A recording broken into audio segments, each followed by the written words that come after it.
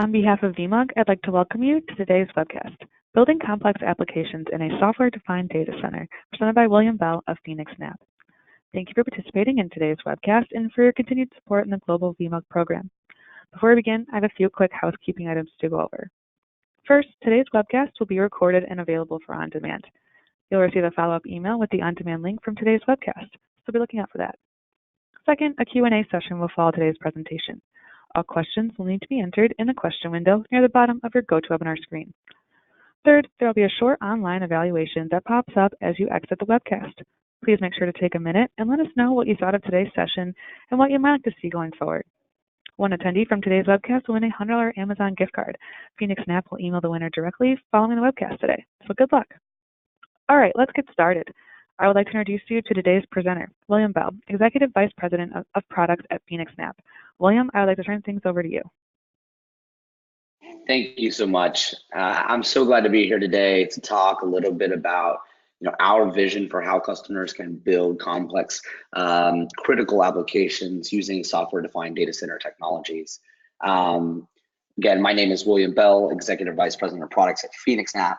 And who is phoenixNAP, right? So I'm gonna talk a little bit about who we are, just so you get a good kind of understanding of what we're working on every single day. So phoenixNAP has 15 data centers across the globe, 6 geo-dispersed regions, and we're delivering VMware cloud services in all of these regions, specifically designed to cater to the modern business and helping them build complex and business critical applications in a cloud service, whether that's all-in cloud service or some type of hybrid cloud between an on-prem environment and one of our locations around the globe.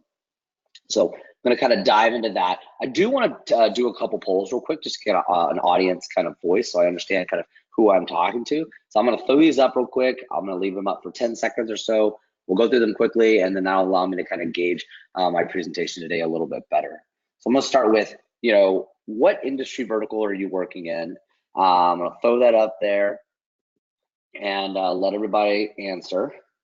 It does take a second for everything to get going there. So let everybody answer that, and then I'll shut it down and we'll move on to the next one. All right, about 5 more seconds, getting a good mix. All right, perfect. All right, thank you guys for participating in this. It'll be quick and we'll be able to gauge everything a little bit better towards what you're doing. All right, let's shut that one down. All right, and then let's do some company size thing that everyone likes to ask. How large organizations are you working for? This is going to help me kind of understand what size applications you're working with, and maybe I can better tailor my presentation to you guys a little bit during the call today. So leave that up there. Cool, awesome. Everybody's getting through this fast. All right, we got over 50% vote, so that's going to be good. Perfect. All right, so I'm going to take this one down here. A couple more and we'll be done. All right, so when you look at your infrastructure, when we say security, we mean security of your data, security of your applications, but also the availability of your infrastructure. When you look at what you're operating today, how confident are you in the availability and integrity of that infrastructure? So I'm gonna see kind of, feel like they're in those places. I know that's a hard question. No one likes to call their baby ugly, but it's definitely something that we want to understand better and kind of how satisfied people are. All right, I'm going to shut that one down now that we got some good votes in. And I'm going to do the last one here before we got one at the end, but we'll do the last one. So when you guys look at different, security and infrastructure solutions, where are you at in trying to fix this stuff? I mean, is this a present problem? Is this something that you are working on every single day? Or is this something where your infrastructure is solid and you're considering something in the future? Maybe, yourself or your CIO said you're going to go to the cloud kicking and screaming. Just trying to understand that a little bit better, and we will kind of roll out of that. All right. We're hitting like the same percentage voted every single time. So I like that. Means some certain people are engaged and we'll be able to take that forward. All right. So we will we'll talk through some of that a little bit later, and I'll ask one more poll kind of towards the end, and as we kind of get going. So I mentioned those geodispersed locations. A lot of people look at the name. A lot of you guys have heard of us before. We've been in the VMware specific industry for about 10 years now. It pains me to say this. I feel like I'm getting old, but we created our first VMware powered cloud service in 2011. And so we're kind of really getting towards that 10-year mark every single year that passes, and our business has grown pretty violently worldwide. And we've kind of launched different deployments across all these different geos. So really servicing a worldwide customer. Our target market's in that kind of mid-market space, not super large enterprise. So I'm going to try to talk a little bit about what I think it means the most to the commercial business, the people that are operating in that, a couple hundred to, a few thousand employees. That's kind of where the polls kind of landed up as well in terms of company size. And so hopefully that'll kind of help you get an understanding of not only what we think you should be thinking about, but also kind of what we delivered. And my marketing team threw the slide in here. If you're interested in talking to us about what we do exactly, we'll have ways for you guys to reach out at the end. I did want to mention that there are also handouts, some VMUG handouts in there. I believe we've got some kind of brochures in there as well, and then we're going to be distributing the webinar as well, or maybe actually the final I think is in there as well, so you can download that. All right, enough about us. So I believe this is not going to be shocking information for most of the people on the call, given the audience and given that you're all VMUG members.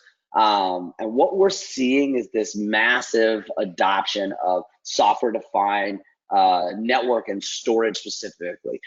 Virtualization is kind of software-defined compute. We've all been living in that world for a while now, a really long time. But and everybody has a different kind of idea and flavor of what they want to call or describe this as. But you've heard of this as SDDC. You've heard of this as hyper-converged infrastructure. Anytime you're taking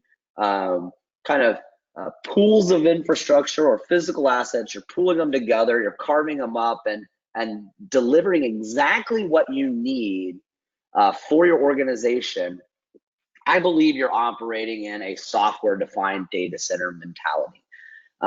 If you're still logging into your storage array and you're creating LUNs, I'm not saying this is bad, I'm just saying that if that's what you're doing today, I would say that you're not fully embracing the software-defined data center mantra. We still have products and services we do that. It's not a knock. It's just, we see the market moving towards, composable infrastructure everywhere. That's what the promise of the public cloud brings. That's what the promise of cloud services like we operate bring to you, the ability to point and click your way to delivering critical and maintainable infrastructure for your business. And so this is, as we look at the market and how it's changed and how, we're looking at this concept of truly software-defined storage and networking. We're looking at new ways to,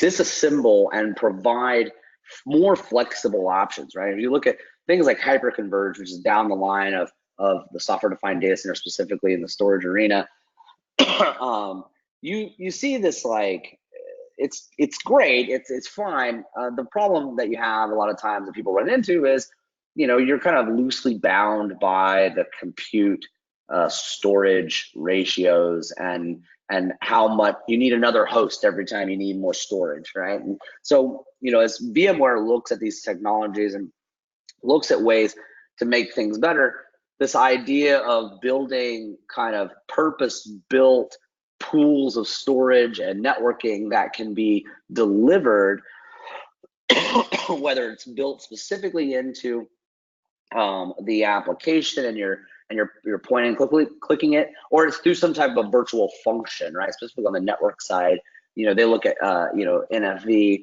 and network function virtualization as moving these functions like firewalling and load balancing and stuff like that. You saw VMware bring a lot of those technologies to the forefront at VMworld, specifically on the application delivery side with the acquisition of Avi Networks.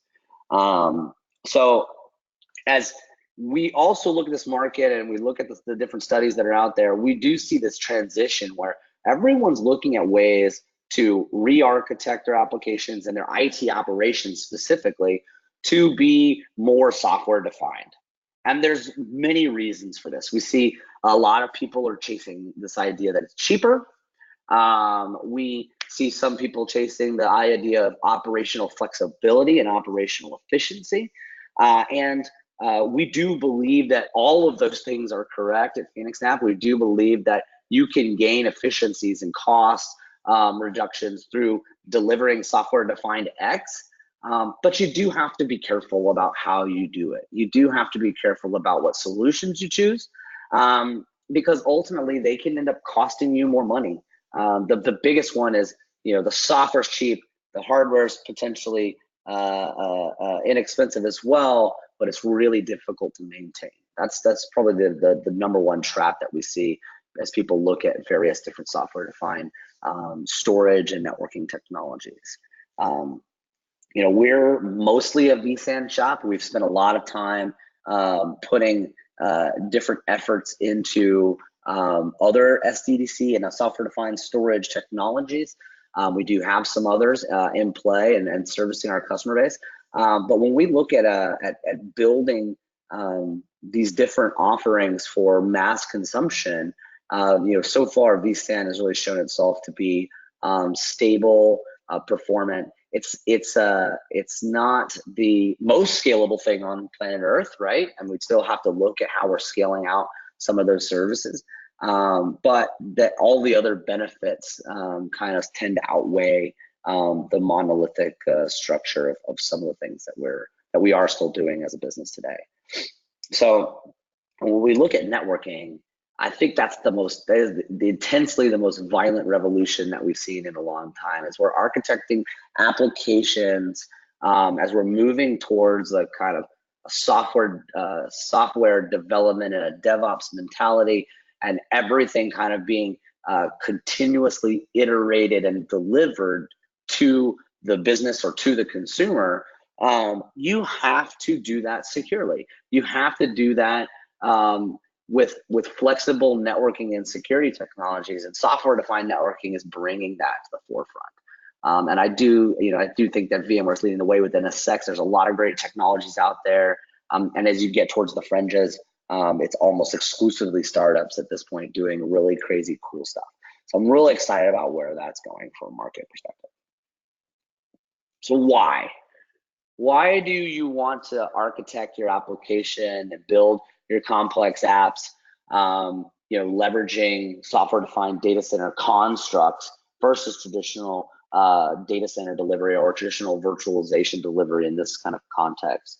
I've talked about it a little bit, this agility, this easy to deliver. I think the biggest one that we try to help our customers understand is, what's the value of delivering agility directly to the business unit? How do we make it easy for the business unit to go and build their application the way they want to build it without having to call you for everything? That doesn't mean no governance, right? A lot of people in IT tend to relate that with just complete lack of governance and shadow IT. I think that we're starting to kind of turn the corner on that, both from a hyperscaler perspective, from an on-prem perspective for on-premises private clouds, or in this kind of hybrid cloud construct that folks like us deliver.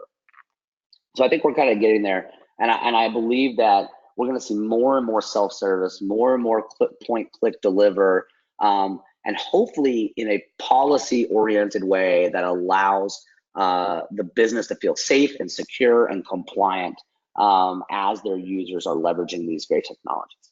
So you get to flexibility. I think that when we look at the way that you can scale various different components of an environment having them virtualized makes it so much faster and so much simpler, right? When you need a new router that can be delivered to speak BGP to some specific instance, right? Let's say you want to do hybrid connectivity to the public cloud. You want to do some type of direct connect to Azure Express Route. These technologies still require you to deliver some type of standard network communication interface. And customers, typically like, oh, I want to connect to AWS, so I'm going to go call Cisco and buy a router, stick it over here in the network, and I'm going to peer with AWS, and that's kind of how I'm going to do that. That's a time-consuming and costly activity, right? Just to transit 100 megs of traffic or something like that.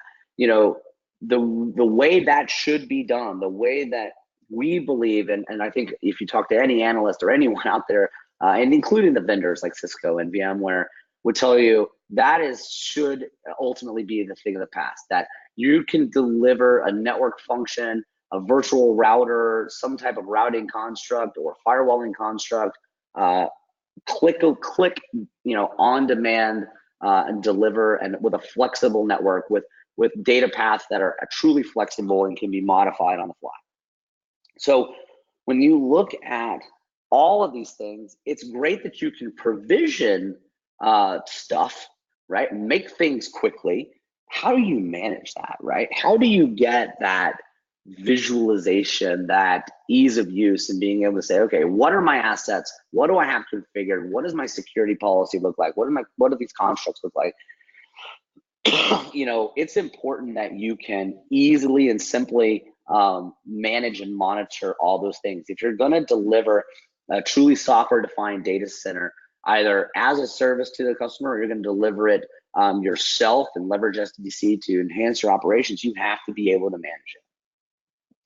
And then I think lastly, when we touch on reliability, that's the one that's taken a while to really get there, right? I think all these ideas of SDDC have been solidly in place for the first three for a number of years, but what we're starting to finally see is SDN, SDS truly becoming production-ready capabilities that should be considered as you look at refreshing infrastructure, moving to a public cloud, or moving to some type of hybrid cloud design.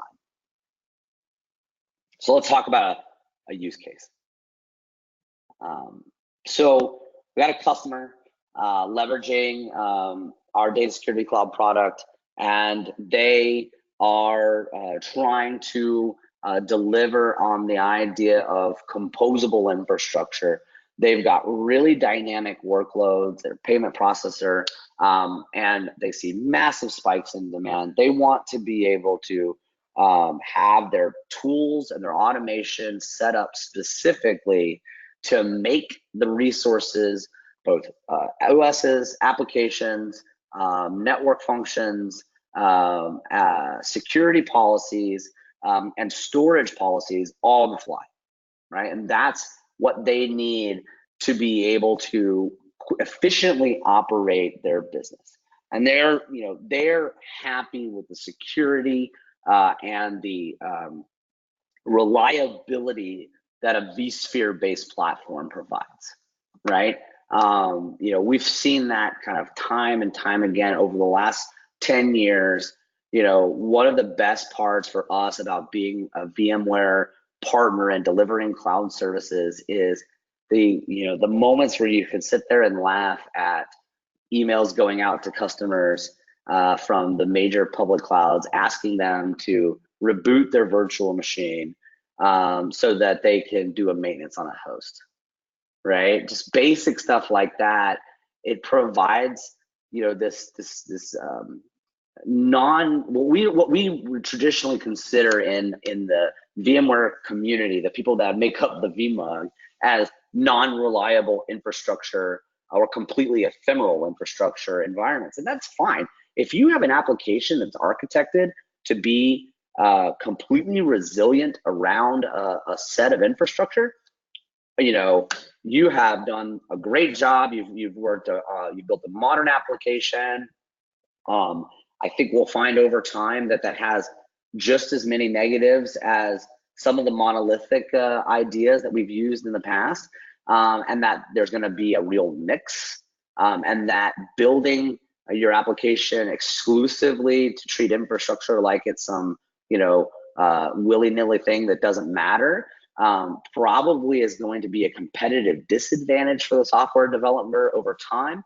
And we're not going to talk a lot about it today, but one of the key tenets that we're leveraging right now is this idea of workload specific infrastructure. We think that there is infrastructure that is being, well, we know that there is infrastructure that is being designed specifically to accelerate specific applications, and you're not going to be able to just treat every bit of compute like it's some generic x86, and I'm going to use it and I just want X number of CPUs, and then I don't care where they're at.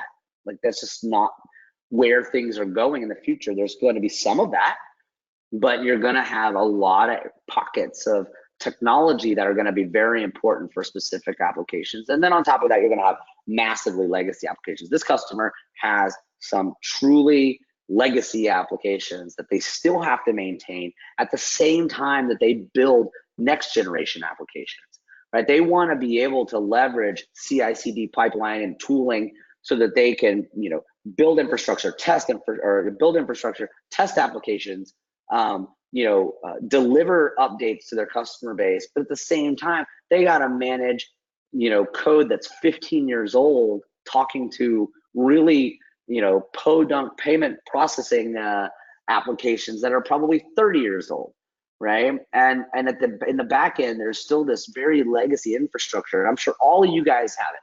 You got that, 10 apps that are just ugly, but you can't just throw them in the trash. They're important to your business. And that's where we tend to be the most helpful for businesses, the most helpful for our customers. And we look at this idea of complex applications. It is about finding the right tool for the right job. A lot of times that means, some type of high-speed interconnect to a colo infrastructure, to being able to put your mainframe system on the same layer 2 subnet as your x86 virtualized modern application, so that you can talk to your database, right? These are really important constructs, and we're working on trying to find ways to do that type of thing in the most secure, most modern way possible. But that doesn't mean just taking the past and leaving it behind. So we talked a little bit about some of these benefits for this customer, security, compliance, making it easy for their users to be able to go and just, point and click their way to delivering new applications, or API their way to delivering new applications through things like Terraform integration, etc. All of these, the freedom of choice has become really popular for DevOps engineers and release engineers and all the new titles that are kind of popping up. They want to be able to deliver some infrastructure and applications one way. They want to be able to deliver other applications and infrastructure in a different way. Sometimes it differs by the consumer or the ultimate end user, or by the application. But ultimately, they want the last piece. They want flexibility, and they want control. And they want to get out of the business of buying hardware and managing it, the hard bits, and working on that piece of infrastructure that just failed. And they've got to either go fix it themselves, wait for somebody to come around and actually do the maintenance and repair on that piece of equipment. They got to re-provision everything.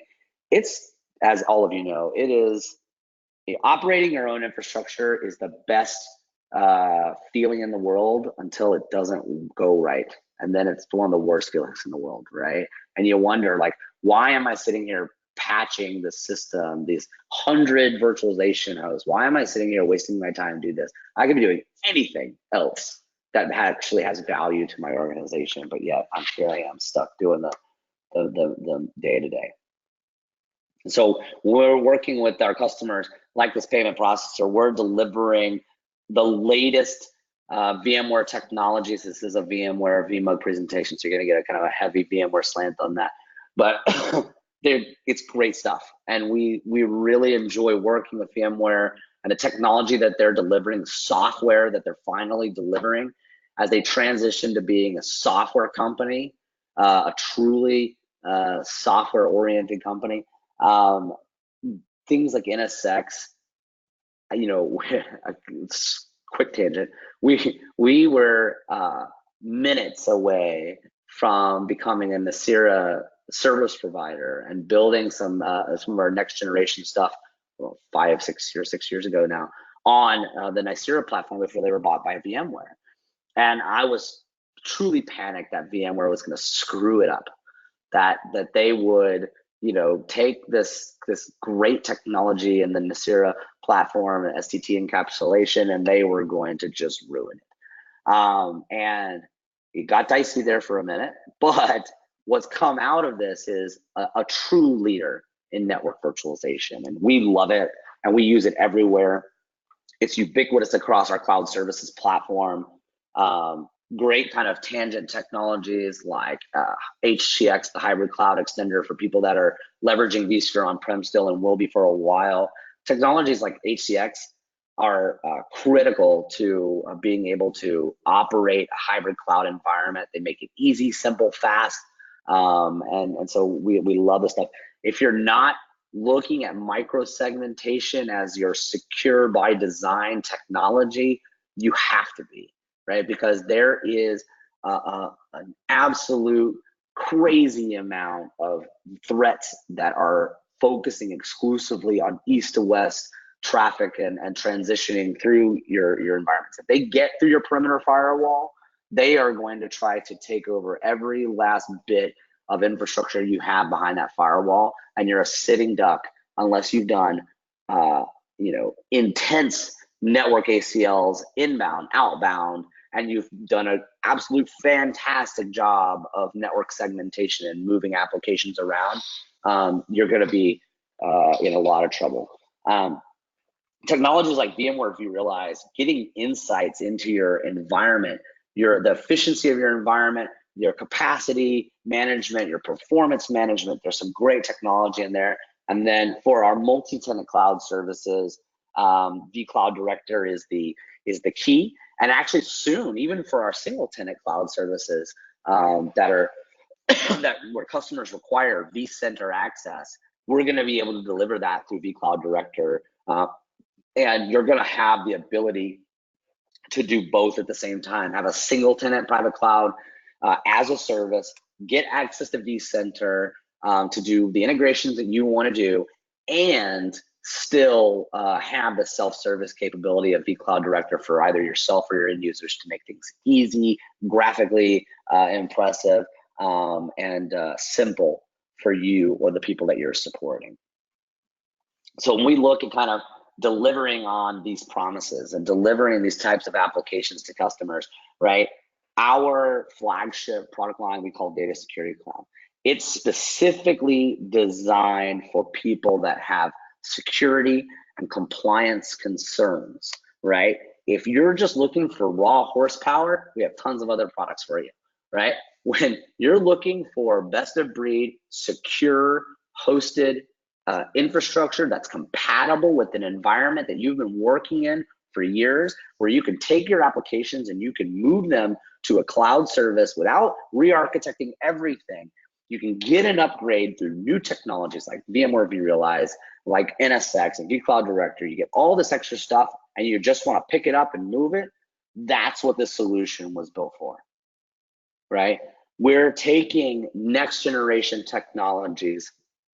We just had a session. I had a session at VMworld and have another one at VMworld Europe in Barcelona coming up, talking about things like leveraging Intel persistent memory in a multi-tenant cloud service, delivering on that promise that I was talking about around workload-specific infrastructure. Our vSAN platform that's attached to our data security cloud offering is accelerated by Optane NVMe, right? Making what we think when we're done. We're continuing to iterate it, we're continuing to build it, but when it's done, and it's at its peak performance, we think it's going to be one of the fastest all-flash platforms, especially from a software-defined storage perspective in the world. So we're really excited about that.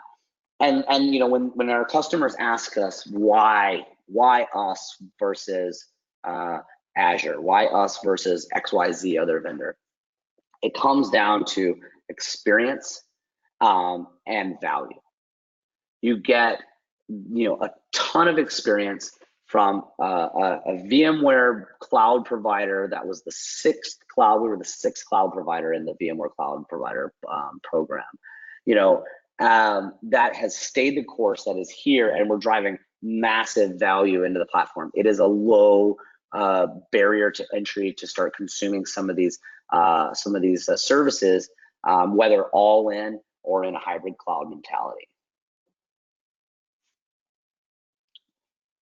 And so when you look at the technologies that we're leveraging and we're delivering as part of this secure by design concept, I'm not going to talk through all of them, it's kind of an eyeball slide, but making sure that we are building the infrastructure with security in mind at every single layer, from the hardware bits all the way up to things like network microsegmentation, from the trusted platform module and extensions like Intel TXT, all the way through to third-party integrations that are going to help us make sure that architecture and that infrastructure is secure as possible.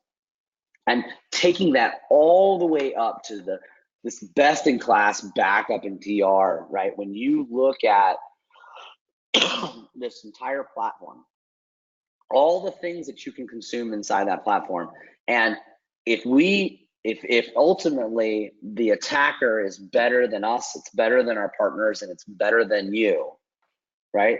Sometimes your only avenue of getting out of that massive problem is your backup and disaster recovery strategy. So every data security cloud customer gets backups, some amount of backups provided for free, right? Built in, self-service, delivered as part of the platform, because we don't want anybody to live inside that platform without a backup of their data, right? And then a slew of options past that to do more protection, but we want to make sure that at minimum you have a known good backup of your environment.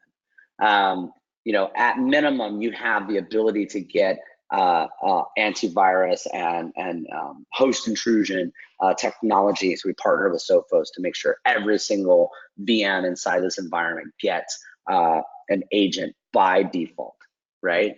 You can uninstall it if you want, or you can install it optionally if you want for your applications. You can use your own and no one's going to stop you, but it's there for you, and that's what's important, right?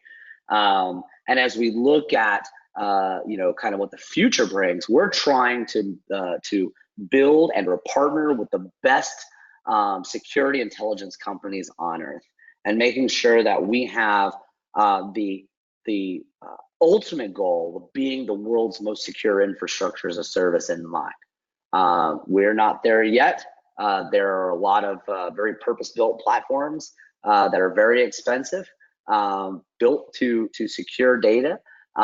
But as we try to get there, I don't want to leave everybody behind. I don't want everyone to kind of be stuck, not able to consume any type of secure IaaS because they can't afford it. And so we're working really hard to make sure that stays affordable for customers, and that things go from there. All right, so I'm going to start kind of wrapping it up. If anybody has any questions, go ahead and throw them in. I know that the VMUG team and myself would love to kind of address some of those. I'll wrap it all up with kind of highlighting our major VMware solutions. Said we've been doing this a really long time. Our virtual private data center solution, which we didn't talk a lot about today, leverages a lot of these same technologies, very focused on cost, very focused on performance. It is a true IaaS product, similar to something you would see at EC2 or Azure, etc. Our managed private cloud offering is boutique and bespoke and built specifically for the customer's data that we're trying to account for, right? And so if they have all kinds of crazy different ideas about how they want to own it, operate it, build it, we're working with customers to do that. We talked a lot about our data security cloud platform, our SDDC in the cloud, being able to compose and build everything from a software-defined perspective and have built-in security by design. And I think the last one, which I think I'm probably as much as DSC is important to our organization, I'm really excited about our brand new VMware DRaaS offering. Any one of you that has vCenter, period, any version, etc., of vCenter can leverage a single OVA, OVF that we deliver to you, and they can replicate, you can replicate your VMs to our cloud services natively. No backup technologies, no extra, DR specific technologies. You guys know who I'm talking about, right? It's literally just an OVA, OVF. You put it in your environment, you pay for the storage and the VMs that you want to stick in our environment and replicate to us, and you're done. Simple, right? I'm super excited about our disaster recovery as a service platform powered by VMware. All right, questions, anybody? There's a ton of you guys on the call, so I figure somebody's got a question. If you don't have, want to do it in a public forum like this, fine. We've got all kinds of ways to get in touch with us. I have put my own personal email here. You can reach out to me. You can ask questions, and we can kind of take it from there. I want to thank everyone for joining today. We'll give it a few more seconds here to see if anybody wants to pipe a question in there. And if not, we'll let you guys all go back to your day.